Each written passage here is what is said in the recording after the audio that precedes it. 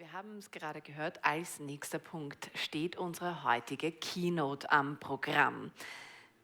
Wenn man sich in einem Wettbewerb befindet, dann möchte man natürlich besser sein als sein Gegenüber. Dafür braucht es aber bestimmte Fähigkeiten, bestimmtes Wissen, bestimmte Kompetenzen und vor allem strategisches Verhalten. Man nennt das dann auch Adversarial Intelligence. Unsere heutige Keynote-Speakerin hat sich mit ihrer Forschung auf die Entwicklung von Artificial Adversarial Intelligence spezialisiert und wird in ihrer Keynote ihren Ansatz dazu vorstellen. And so we are pleased to welcome Una-May O'Reilly, head of the ALFA group at the MIT Computer Science and Artificial Intelligence Lab. She's one of the pioneers in the field of genetic programming, a subfield of evolutionary algorithms. And we are very happy that you're here, and a warm welcome for Una-May O'Reilly and her keynote, Coevolving Adversarial Intelligence in Natural and Artificial Systems.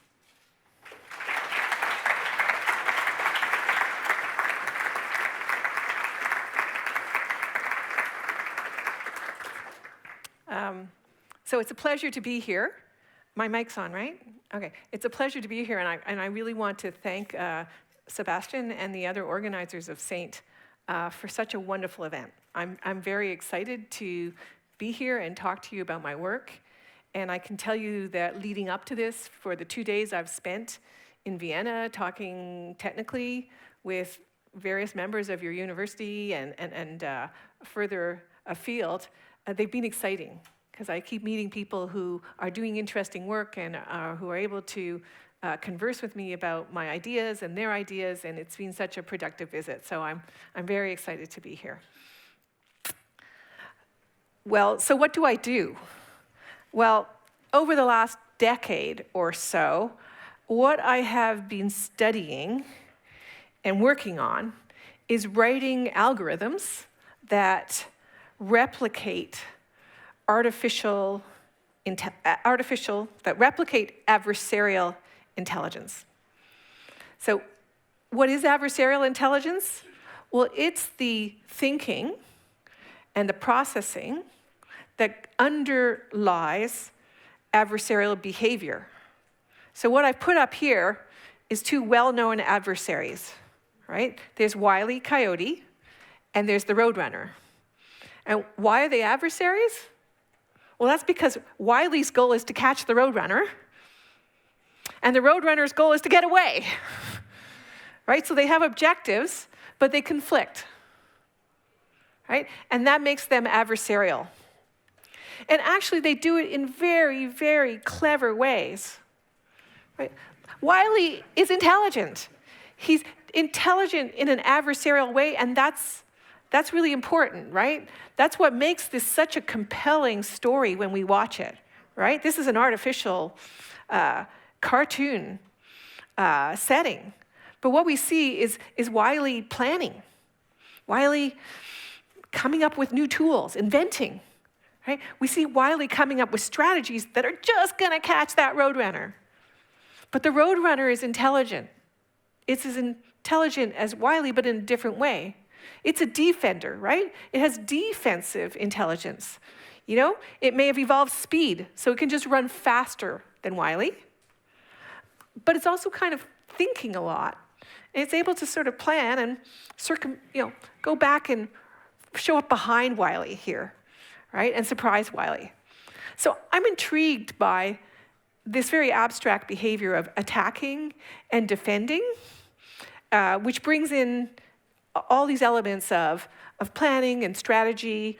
And one particular facet I care about is how these creatures, these actors in adversarial settings, how they learn, right?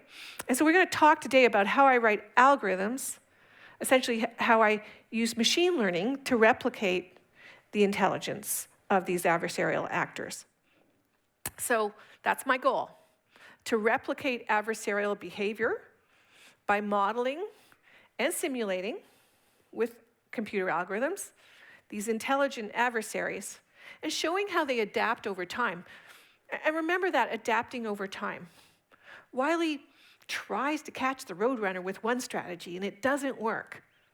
So he goes back and he figures out a new way to try. And he comes back. So that adaptation is really important to me.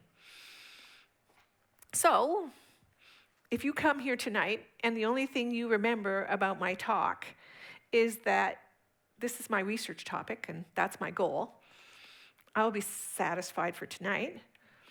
But what I really want to think about is what will make me successful as a researcher. And I'm only going to be successful if I can create artificial agents that exhibit this adversarial behavior in a meaningful manner. So how am I going to do that?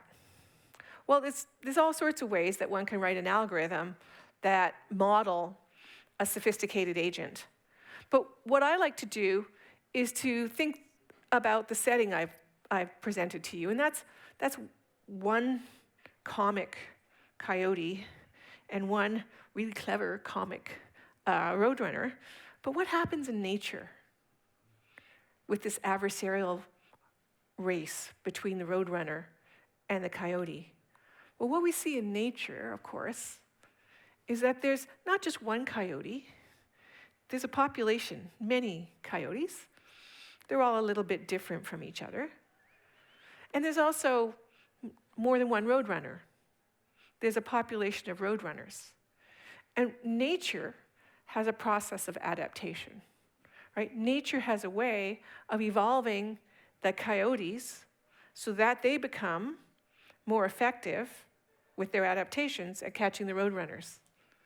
But co-evolving, a similar process, is one that happens to the roadrunner. The population of roadrunners is also adapting through evolution. And what we see in nature is exactly very similar to what I just showed you with the cartoon, right? We have this two species locked into an interaction. And the way they lock through that interaction and it progresses over time, it adapts, is through the evolutionary process.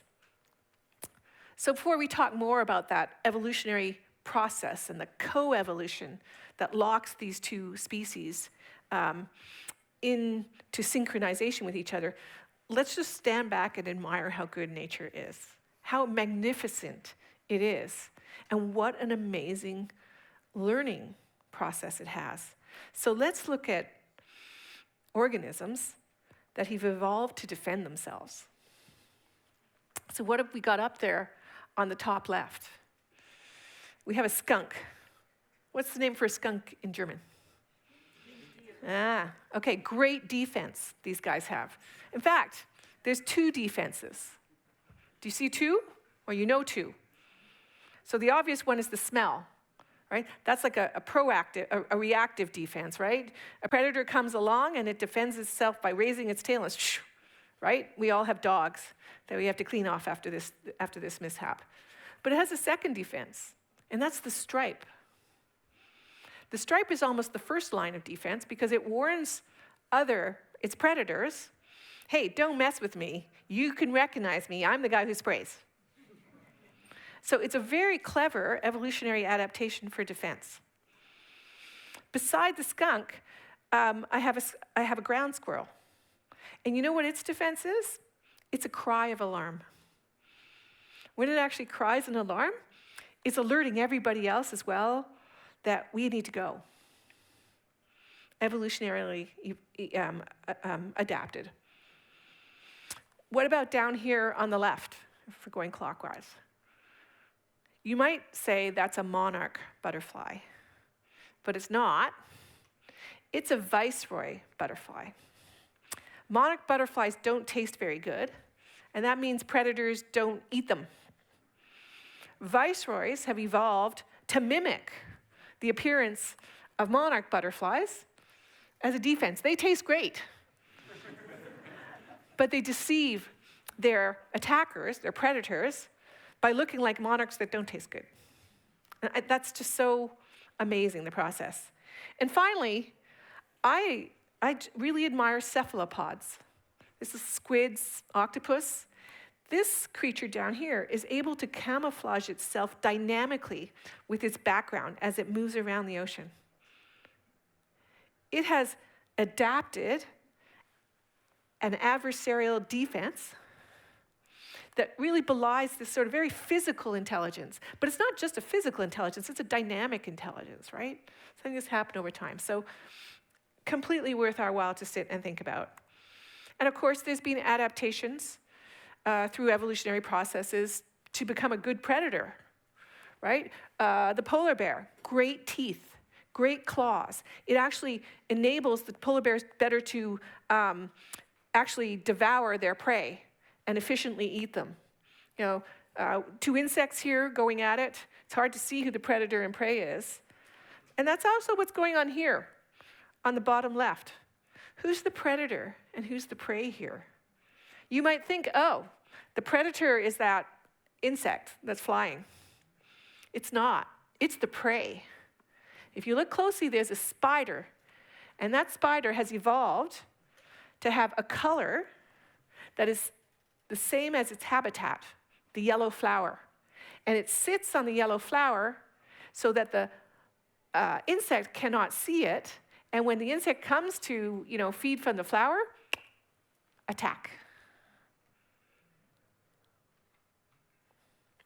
So when I started thinking about how I would write algorithms that learn, my mentor said, well, let's not forget the best learning algorithm of all, and that's evolution, the evolutionary process. And just to review that, let's go back to Darwin's theory of natural selection. So there's this mechanism of genetic variation, and what that means is those populations that we see, the coyotes and the roadrunners, individual members vary in their physical attributes and their behavioral advantages. And because of that variation, right, what happens is certain adaptations and variations are more successful than others. So the key part of Darwin's theory of natural selection was this idea that there was a population with variation and the fitter survived. And because of that preferential treatment of the fitter, the survivors replicated more. And the preferential replication meant that the members of the population that had the better adaptations passed their genes on that expressed the solution to the next generation. So this is a learning process, right? And it comes out by mechanisms of populations, evaluating those populations against some environment, selecting the fitter, using the fitter to create a new generation with this genetic mutation so that more offspring will not just have the right mutation, the right adaptation, but they could also explore new ones. And that's sufficient to see those biological forms and those biological behaviors that we just have to keep in awe of. So what do? I take this Darwinian theory of natural selection, and everyone in my field accompanies me. We have an algorithm, and it's called the genetic algorithm. And it's complete abstraction and simplification of the evolutionary process. And that's because, one, is we want to use the algorithm to solve some problem, to investigate adversarial behavior, for example. But two is that we just simply cannot replicate all the richness and sophistication of a true biological environment and the true biological processes. But in computer science, all amongst you, what you must learn, remember, what you must have learned is abstraction. Abstraction means take away the details that don't matter, stick to the fundamentals. And so the genetic algorithm is doing that. A genetic algorithm literally starts with a population of candidate solutions, right? That's what's being shown here by that population vector or matrix on the far left. And then the genetic algorithm takes each solution out of that population, and the algorithm interprets it and says, well, how well does it perform? And based on that performance, it gives it a fitness value. And that's what you see to the right. You see the fitness score of each member of that population. And then my algorithm simply looks for the members of the population with the better performing fitness. It selects them, and then it actually does pairwise replication and mutation, just like the variation mechanisms we see in natural evolution. So here are the fitter solutions. 3 of them are picked.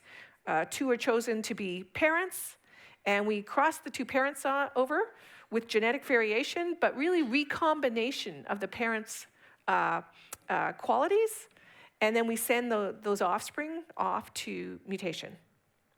And if we keep replacing the parents with the mutation, I just need another iteration loop, right? My algorithm is basically 2 loops. An inner loop that goes through a population and does fitness, selection, variation, and replacement, and the outer loop runs for some number of generations. And that's what a genetic algorithm is, and that is sufficient to do some very, very powerful learning. But remember, I wasn't just content to evolve one species. I'm interested in adversarial behavior. So what do I want to do when I want to replicate adversarial behavior? And I have to recognize that adversaries co-evolve. So what I develop is a coevolutionary algorithm. And what my coevolutionary algorithm is just 2 genetic algorithms that are coupled. So if you look closely and you look at the blue part of this picture, what you'll see is a genetic algorithm that evolves defenders, right? You see the population, you see a fitness evaluation in gray in the middle, you see my algorithmic mechanisms for selection and replication, you see the variation and the replacement of new defenders. You see the same thing in red. What couples the 2 algorithms? Well, to figure out how fit any defender is, or to figure out how fit any attacker is, my algorithm one by one selects an attacker and then has that attacker attack every defender at a time. And it evaluates how well that attacker works against those different defenses. And that's how I come up with an attacker fitness. And vice versa, I can take a defender and I can subject it to every attacker. And based on that performance, I can come up with some notion of its fitness. And that's what couples the 2 algorithms, right? The fact that the competition between a defender and attacker takes place at a one-on-one level, like my single coyote and roadrunner, and it also takes place on a population level because I'm testing my adversary, one particular adversary, against the rest of the population. It's an extremely powerful algorithm. Let me tell you some ways I've used it. So I lectured on coevolutionary algorithms at a workshop in the US, and I got a follow-up call. And it was one of the strangest calls I've ever received, right? It was someone who said, I'm in business, and I work with the tax agency in the United States. And when you talked about coevolution and coevolutionary algorithms, you were describing what's going on in taxation. And I was like, really? He said, yes, it's adversarial. So in taxation, we have financial organizations that try and bypass the rules of taxation. Right? They try and take the tax code and find the loopholes so that they can essentially act as attackers and use the vulnerabilities of the tax code to avoid paying taxes. So let's call those attackers of the tax code tax evaders. And he said, actually, what we have in return is we have auditors. So I don't know if you have auditors. Do you have auditors for taxation? Yeah, well, we all, right? What are they doing? They're trying to find these tax evaders, right? And the problem that happens in America is that we have a very complicated tax code, and we never throw anything out. We just add more. So over time, a tax code becomes more and more complicated with more and more complexities and nonlinear dependencies. And as a result, loopholes happen. And he said, well, that's not the end of the story. The story really is that at any given time, we may know how to audit taxpayers' behavior to see if they're doing evasion. But the problem is these taxpayers who really want to evade the tax, they will figure out a loophole that we haven't noticed. And all of a sudden, they're in control, not the auditors. Right? That's our first adversarial interaction and oscillation in power. But over time, the agency is determined and it figures out that there must be something because there's some signals in the environment that tell it that the tax is not actually being paid. So the auditors shift their behavior, they adapt it, and all of a sudden they get the upper hand over the auditors, over the evaders. Now, they said to me, well, why don't you help us find these evaders? And I thought, well, that's pretty easy. I'll get all this data. It's a data world, right? Big data world. You'll supply me all the data and you'll tell me, here's some financial structures and sequences that I can look at. You can look at it, and if you find features, we'll tell you which ones are legal and which ones are breaking, blah, blah. And I'll just build a machine learning classifier, right? We all know how to take examples with positive labels and negative labels, and I thought, well, okay. I went back to them and said, okay, you can give me this problem. And they said, oh, yeah, that's great. Okay, you've got the problem. Oh, but of course, we're not going to give you any data. We can't give you data, that's private. So the advantage of this algorithm was that I could model the tax code with AI. I could use logic and various formal AI methods to talk about particular rules. And I could use my coevolutionary algorithm to set up populations of evaders, populations of auditors, and my evaders would learn sequences that were effective against the tax code that I programmed with logic, and my auditors would have an audit sheet, and they would be looking for features and importance of any feature with regard to using that feature to find the evasion. So that's how I use the coevolutionary algorithms in reality. In reality, very effective. It's actually, to some degree, has actually been taken up. So, and I just want to tell you, this is not a small problem. This is like billions of dollars. This is not you and I cheating on our taxes. This is something that you might have heard of as fairly large. But I'll give you one more example. One more example is that I work in cybersecurity. And here's my two adversaries, right? Here's my threat actor, and here's my cyber defender. And my threat actor can be extremely, extremely sophisticated, right? So here's a description of an advanced persistent threat, an APT. That's planning. That's contingency decision making. That's thinking about technical information. It's going back and finding knowledge, right? This is a sophisticated adversarial behavior on the part of the attacker, the threat actor. And I work at building, I'm going to show you in a little while how I build models of this. But let's go to the other side first.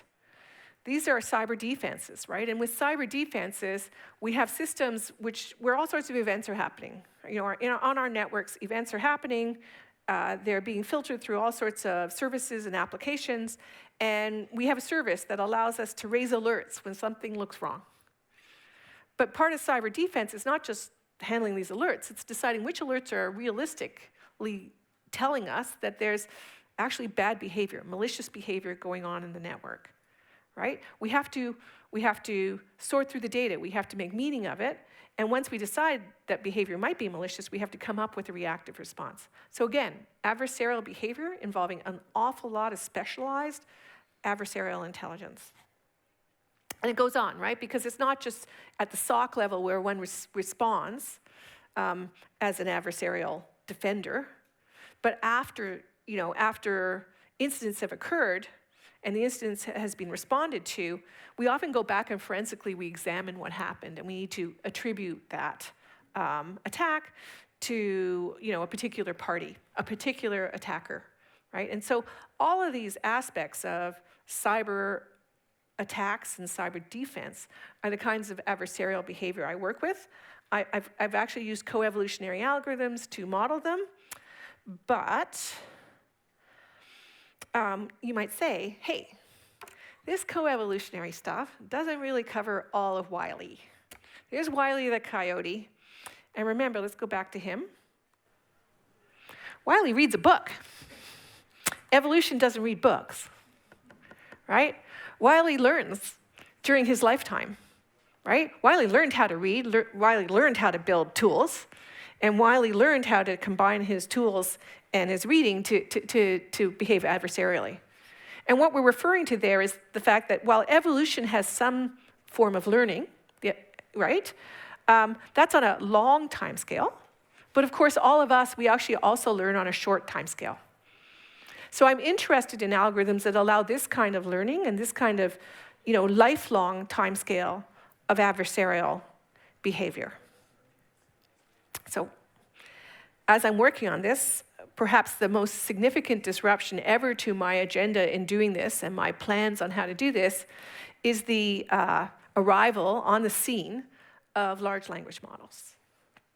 Okay, here is a slide that's actually a year old, but I don't think that matters, right? So on this slide, each row progressively becomes a language model with more and more parameters. The second column gives you example names, but sitting out across each row are all the different achievements of language models. Effectively, these are what language models are competent at. And if you look at the different competencies of language models here, right down at the bottom, long horizon planning, in the middle there, causal judgment, they align with some of the adversarial capabilities I'm interested in, don't they?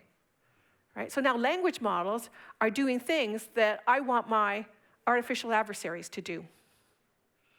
And so that's the current part of my agenda that I find the most exciting, is how do I set up frameworks algorithmically that take advantage of all the behaviors that have already been learned by large language models, and I take these competencies and I integrate the competencies into artificial agents that work in the cyber landscape. So let me just show you a little bit of that. This is the framework I set up. So just like my coyote and the roadrunner, I'm going to have a red agent. And you could think of that red agent in cybersecurity terms as a pen tester or a red teamer. And that red teamer, I configure the red teamer to sit on a shell in a network node. And then I stand up a real network in a Docker container, a small one to work with. And what the goal is of that pen tester red teamer's cyber agent is to attack the network, right? To attack and retrieve some information from the network. And in this paradigm, I also, on the other side of the network, put a defender. And I think defense is blue. And I've drawn here, a person being assisted by an LLM, doing the sort of things we talked about in that cyber defense chain. The language model can help us read those logs. The language model may actually be able to say, oh, out there on the web, there's some strategies that attackers have used, and here's the indicators of those strategies, and look, you have the indicators, and they match. In a far more sophisticated way than we've ever been able to do, we now have machines that can help us do that. And that's the blue side. So what I work on is setting up cyber agents that are connected to LLMs, and they work autonomously, consulting the LLM to figure out what to do next. And what they have to do next is either attack the network or defend it. And why am I doing this? I'm not doing this because I'm interested in replicating threat actors. I don't want to do that. No, right? I don't want to investigate threat actors and release them to the wild. What I want to do is be a red teamer. Red teamers are there to help us stress test our systems for their quality of their defense. So I'm inventing these red agents so that I can understand how to make better blue agents, right? And never before have my agents been so capable, because I'm eliciting some of those competencies from the language model, right? And so it's a very exciting time, but it's also a time where everyone has to pause and think about how to take this disruptive technology and integrate it into their computer science workflows. and how to do that responsibly, right? Think about how to keep the models secure and how to use the models in a safe manner. And those are sort of the exciting issues that are facing me now as I keep going down that route of chasing adversarial intelligence and replicating it.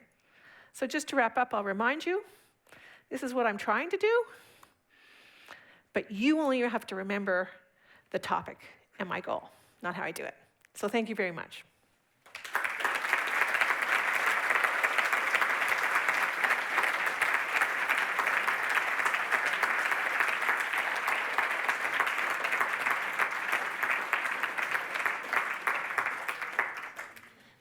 Thank you very much, Una-May O'Reilly, for this very interesting insight in your work.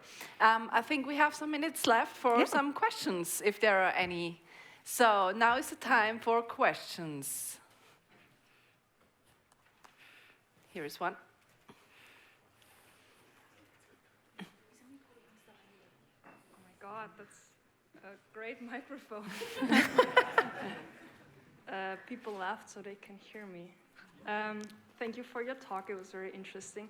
I wanted to ask a question about that moment in your algorithm where the defenders and the attackers compete. I wanted to know how you choose the best one, because I thought when you take one defender and have them defend against all the attackers, who wins? Is it the one who defended okay-ish against almost all of them, or is it the one who defended extremely well against only a few of them? Those are fabulous questions. Thank you. So I'll take them one at a time. So how do I set up my competition? So let's take the examples I used. Say I'm working in the taxation problem. Well, I take the tax rules, and I take one of my actual attackers out of the population, and it's a sequence of financial transactions. So I start the attacker, I give it some asset, and then it gets to do anything with this asset. It gets to, trade it, sell it, put it into a trust, do all sorts of, use all sorts of financial instruments to change its provenance. And I now, at the end of, I now execute the sequence of actions that the evader would do with the asset. I go through the sequence myself, and at the end, I force the agent to sell the asset. I'm like, sell it right now. And if, when I sell it, it's not worth as much as when I started, then some value has been lost and hidden from the IRS. And that's often what happens. So real evasion happens when you hide a gain or you fake a bad loss. So we just simply have to start them with some condition. We let them execute a number of things, and then we force the sale and look at the difference. And then for an auditor, what happens is now that we've executed the entire sequence of financial transactions, we have a history of them, and we say to the auditor, well, what features do you care about? And we'll give you back information on the features, and if you have a weight beside them, you can do the straight multiplication, and then the auditor gets some score. And that score says, okay, how likely am I to audit that sequence? And we want the auditors to only audit sequences that not only not only result in these hidden losses, hidden gains, or exaggerated losses, but we want them to do it when it's big. Because we don't want the auditing rules to end up auditing people for $1. We want them to find the big guys. So we set the objective up like that. Now, you asked another question, which was, you have a whole population of defenders and you have a whole population of attackers.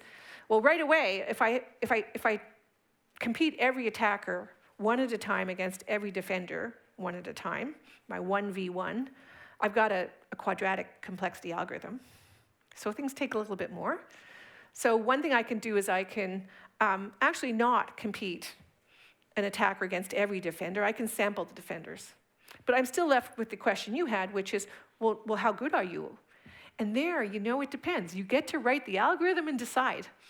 You can say, oh, you're only as good as your weakest attack, your weakest fitness, or maybe I'll say that you're as good as your best. And often we also just look at the average.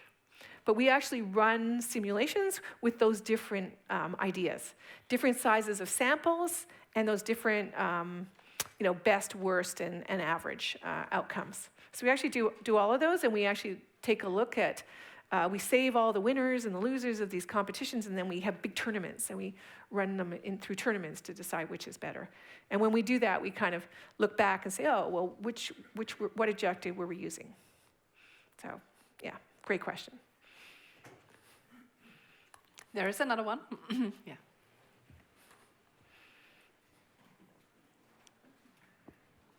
Okay, thank you again for the talk. I wanted to ask about, you mentioned like some ideas from Darwin and the most fitting survives. And I was thinking that as humans, unlike the other animals, sometimes we don't just go by that idea, but we do things like diversity and inclusion. So I wanted to ask if like how it relates to your work, and like if you actually apply this, like maybe the not so fitting also survives or also influences the algorithm. That's a great question as well. So even when Darwin saw survival of the fittest, it was really always a probabilistic measure. So amongst the population, if they all have different fitnesses, what you could do is assign each person by their fitness some slice of a pie in a big wheel. So the fitter ones have big slices, and the less fit ones have small slices. And now take the wheel and put an axle in it and spin it. You know, probabilistically, the fitter will survive, but you also know that everyone in the population still has some likelihood of surviving. So that's how you algorithmically, it's called roulette wheel selection, how we algorithmically implement selection. We also have another algorithm where we just randomly pick two individuals out of the population, and we see who's the better one, and we keep that. And then we put them back in and we draw again. And of course, it doesn't mean your draws are random, but preferentially, since it's a two-way tournament, probabilistically, it's a cleaner way of ensuring that the fitter survive, but there's still some probability that the least fit will survive as well. And we can then increase the tournament size. So those are two algorithmic methods we use to get closer to kind of the messy variation you see in biology, and that we still want to map to something algorithmically. Yeah, they have.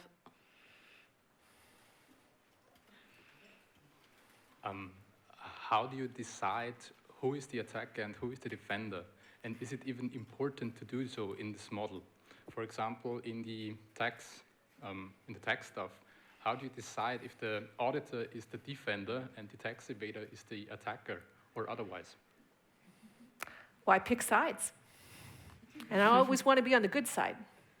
Honestly, I don't want to be a bad person. I want to be on the good side. Right? When I used to write just algorithms, I didn't have to think about the moral and ethical values necessarily. I just wrote code. But none of us get to do that anymore. All you young people, you get to go and you get to write algorithms, but you need to think about your algorithms creating technology. And you need to think about your technology having impacts on society. And you have to decide what's good. And you have to actually model your things to reflect those particular moral stances. So, yeah, I mean, it's harder with the Roadrunner. It's easier with the Roadrunner and the Coyote because someone's chasing the other one. But with something like taxation is only working when it's fair. So defending against unfair behavior is the right stance for me. Yeah, but in technological view, is it important that the tax evader is the attacker or the defender, or does it matter? No, I can still model the adversarial behavior. You can just call them, they're competitors. You don't have to call them attacker and defender. You can they can be competitors. I think, if you were thinking about this in game theory, what you would say is that it's an asymmetric game. Each player has different moves. So for me, I model things where the behavioral repertoire of one side is different from the other. If they were just competing, then we would have two people playing chess. And that's not the kind of adversarial behavior I have focused on. I have focused on the stuff that's competitive with different behavior spaces. It's still good. I guess you could call it adversarial behavior. Of course it is. It's just not quite the thing that I'm as interested in studying. So there is another question. Thank you. Regarding your attacker and defenders, most of the time you already said you're mostly interested in one of those two parties, because in the cybersecurity part you were interested in creating especially sophisticated red teamers to study them and then create better tactics for the blue team. Is there any benefit of making one team bigger than the other? There is benefits to doing anything that's more realistic. You know, there's many many examples of these cyber arms races where, you know, ransomware comes out, we figure out how to counter the ransomware, we patch our systems, and then the ransomware evolves, and so we figure out another patch, et cetera, et cetera. And so, have I answered your question? I have, okay. You know, and it doesn't matter whether it's, I think there's coevolution of threats and defenses in different kinds. We see them, it happens with denial of service attacks.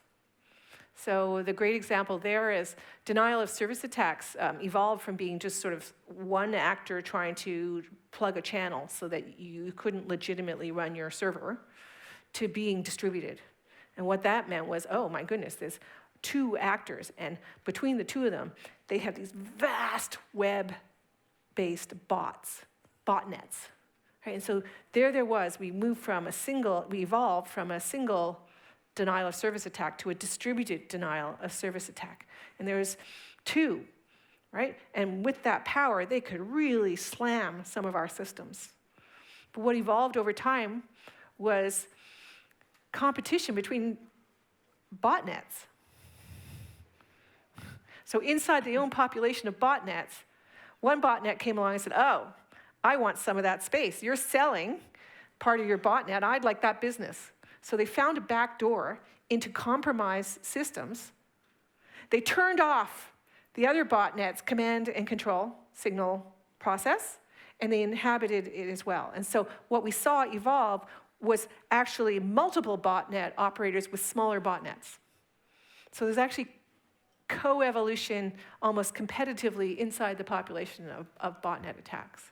Which I think is a fabulous example. And I don't know what's going to come next. But somebody will evolutionarily adapt because they have some objective. And it's unfortunately, it's probably an objective to, that's financial or targeted. Thank you very much. Just for a minute, I see very many hands up there, so there are many questions left, I think. That's great. They are so interested in your topic. I think we have time for another question, but I think you will be here for some more minutes than outside, yeah. So every question that can't be answered at the moment, you are there outside then.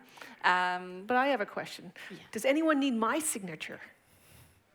I think so. Oh, okay. I think so. I don't know. There was this contest. Wasn't there some contest about getting signatures? Yeah. Am I on it? Or do I have to play it? Oh, okay. Well, I don't want to participate. I want to be part of the adversarial game. I want to see you compete. All right. Yeah, so then just another question. And hi, here I am. Thank you very much for your talk. It was very interesting. Maybe what we're just talking about now, I wanted to ask if you considered any systems when there are not only two parties competing, but more, and they have different objectives, and how much more complex the system would be, and yeah, can you give an example of that? Thanks. So I think there's many examples in cyberspace of multiple competitors competing on one side, like the botnet example, here's the beautiful thing. We're computer scientists. We can just change the algorithm, right? That's a great idea. You can take the algorithm that I have in open source sitting on GitHub somewhere, and you can change it. And you can make it so that your agents compete with each other, right? Anything that you conceive of, you can make happen because you know how to program, right? Maybe the language model one is a little trickier, but yeah, figure out how to use a language model to do some of the things you want as well. So I love it when there's lots of ideas. I don't have enough cycles to do all those ideas, but because of this great ecosystem we have where we share software and we share our methods scientifically, it lets everybody else go have a try as well. So that's a great idea. So thank you very much, Una-May O'Reilly. We have got a little present for you. Thank you. Thank you. Oh my goodness.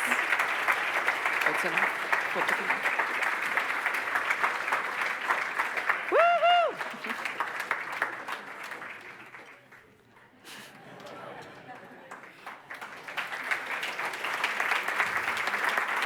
Thank you.